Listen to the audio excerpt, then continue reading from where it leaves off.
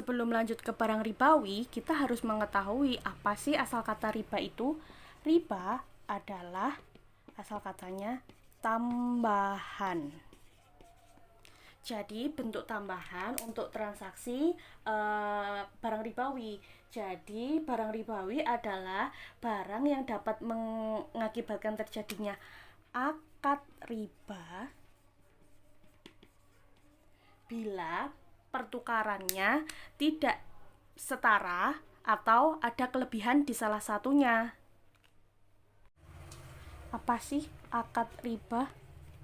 Akad riba ini tadi kan sudah dijelaskan bahwa terjadi pertukaran yang tidak setara, pertukaran yang tidak setara terhadap barang-barang ribawi.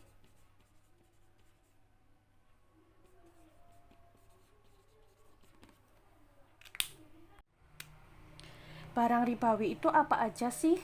Nah, barang ribawi itu ada 6. Di antaranya emas, perak, syair, gandum, kurma, dan garam. Untuk kali ini kita hanya membahas yang ini ya. Karena emas dan perak dikategorikan sebagai alat tukar. Sedangkan yang lain adalah bahan makanan. Nah, untuk transaksi barang ribawi ini yang ada 6 tadi itu harus setara. Jika emas harus ditukar dengan emas, perak dengan perak, kemudian gandum dengan gandum, kurma dengan kurma, syair dengan syair, dan garam dengan garam. Nah, jumlah dari mereka itu harus sama. Misalkan mau menukar emas 23 karat dengan emas 14 karat, maka Rasulullah menganjurkan untuk mengubah emas itu, membeli emas itu dengan dirham, kemudian setelah itu dirham itu digunakan untuk membeli emas lainnya dengan karat yang berbeda. Nah, istilahnya harus setara. Tapi kalau misalkan pertukarannya tidak sama barangnya, misalkan emas dengan perak atau perak dengan gandum, nah itu diperbolehkan. Tapi kalau misalkan emas dengan emas, perak dengan perak, itu harus setara. Seperti itu. Nah, kalau misalkan emas, perak dan perak tidak setara, maka kelebihannya itu yang disebut riba. Riba itu adalah kelebihannya. Oh iya, untuk pertukarannya pun harus secara tunai. Harus jelas waktunya, jelas pembayarannya. Jadi terjadi di satu tempat dalam satu akad. Nah, setelah kedua belah pihak meninggalkan tempatnya, sudah terputus, sudah selesai. Jadi nggak ada itu pembelian emas kredit kalau sesuai ajaran Islam.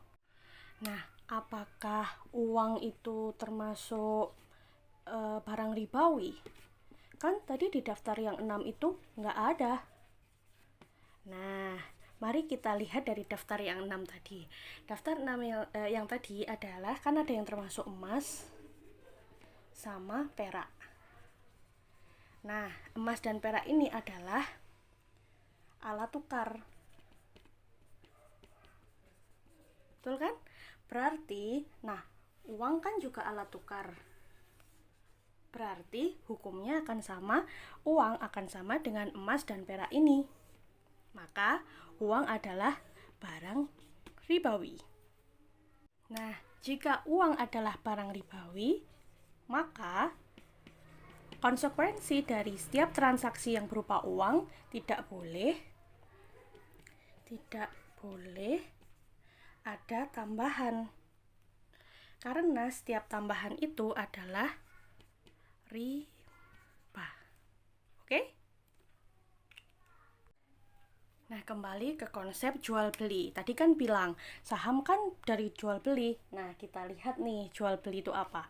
Jual beli adalah proses untuk menghasilkan laba kan. Jual dikurangi harga pembelian maka menghasilkan laba. Nah, laba ini didapat melalui harga barang yang dijual dengan harga yang dibeli. Nah, kalau misalkan saham kan modal. Nah, modal yang disetor dalam bentuknya uang. Uang adalah barang ribawi. Nah, apakah boleh uang yang dijual dengan dikurangi uang yang dibeli? Kalau ada tambahan, berarti dia riba kan? Maka capital gain yang ada di pasar saham saat ini, mengapa disebut riba? Karena adalah jual beli uang. Sedangkan uang adalah barang ribawi yang setiap pertukarannya harus setara, tidak boleh ada kelebihan. Kalau misalkan ada kelebihan, itulah yang disebut riba. Nah, kalau misalkan kita main saham kan ada permintaan, ada penawaran harga, padahal modalnya juga tetap uang kan bentuknya. Berarti tawar menawar tentang apa? Uang. Kalau uang, riba.